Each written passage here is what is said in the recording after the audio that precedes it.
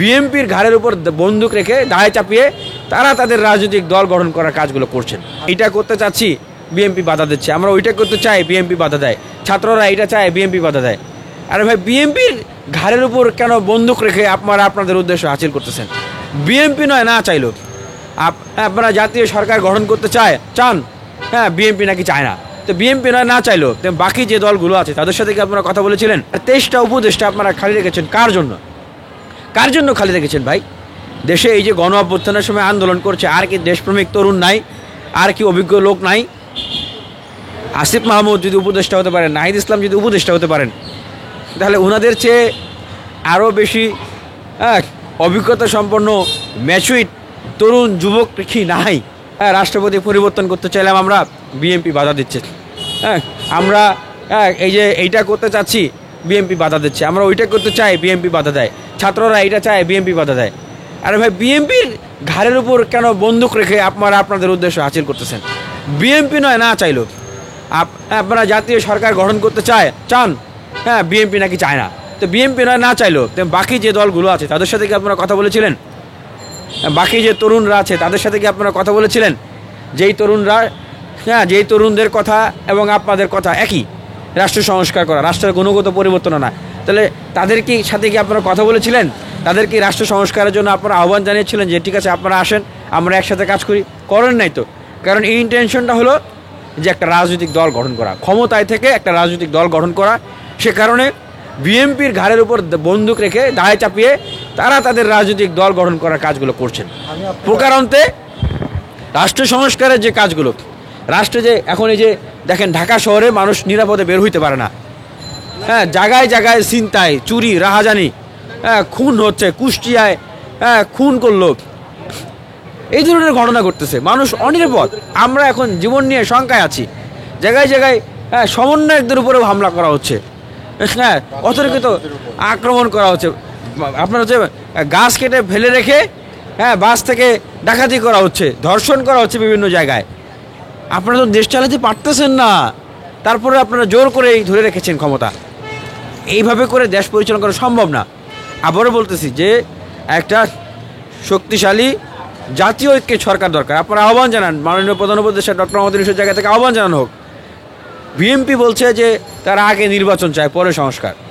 আমি বিএনপির উদ্দেশ্যে বলবো, কেন ভাই? আমি জনাব তারেক রহমানের উদ্দেশ্যেই বলছি, ওনার কাছে জিনিসটা আপনারা পৌঁছাবেন।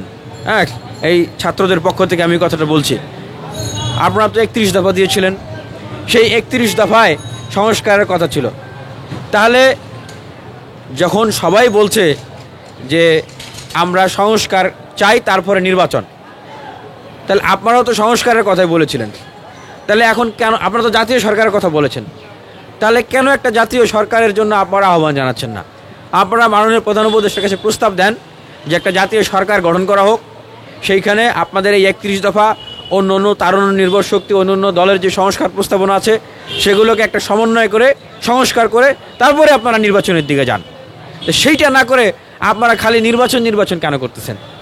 আর এদিকে ছাত্ররা বলতেছে সংস্কার, একদিকে সংস্কারের কথা বলতেছে, আরেকদিকে তারা দল গোছাচ্ছে। আমরা বুঝতেছি আপনারা যে অভিযোগ করতেছেন যে ক্ষমতায় থেকে দল গঠন করলে সেই দল মেনে নেবে না জনগণ।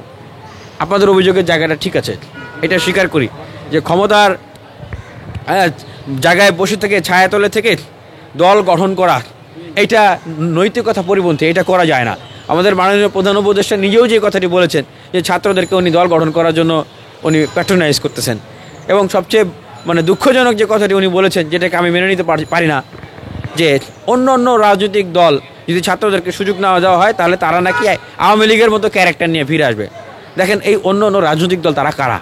তারাও তো বিপ্লবী অংশগ্রহণকারী শক্তি। এই বিএনপির কথা বলেন, ছাত্র দলের কথা বলেন, জামাতের কথা বলেন, ছাত্র শিবিরের কথা, গণ অধিকারের কথা বলেন, ছাত্র অধিকার পরিষদের কথা বলেন, হ্যাঁ, বাম দলগুলো, ছাত্র সংগঠনগুলোর কথা বলেন, তারা কি এই গণ অভ্যুত্থানে অংশগ্রহণ করে নাই? তাহলে আপনি এই দলগুলোকে বলবেন যে তারা আওয়ামী লীগের ক্যারেক্টার নিয়ে ফিরে আসবে, এটা তো আপনি বলতে পারেন না। বরঞ্চ আপনি যে কাজটি করলেন, যে কাজটি আপনার করা দরকার ছিল, গণ অভ্যুত্থানের পর বিশ্বের প্রত্যেকটা দেশে, প্রত্যেকটা রাষ্ট্রে যেটি করা হয়, গণ অভ্যুত্থানে অংশগ্রহণ করা দলগুলোকে নিয়ে একটা জাতীয় ঐক্যের সরকার গঠন করা হবে, বিপ্লবী সরকার। তারা সবাই মিলে দেশ গঠনে কাজ করে।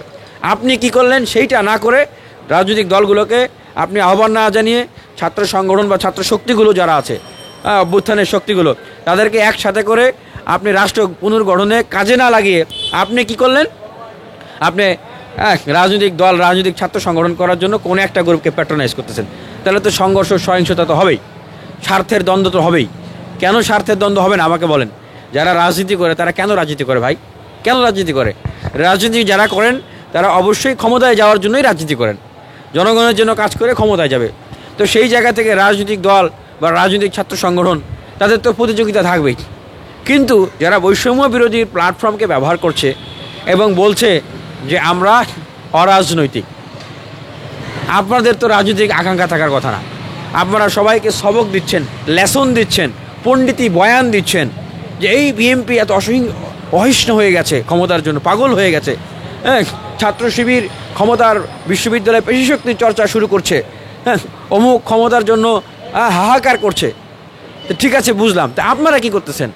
আপনারা তো বৈষম্য বিরোধী সার্বজনীন প্ল্যাটফর্মটাকে ব্যবহার করে আপনারাও তো ক্ষমতার জন্য পাগল হয়ে গেছেন, রাজনৈতিক দল গঠন করার জন্য পাগল হয়ে গেছেন। আপনাদের জায়গা থেকে তো এটা করার কথা ছিল না।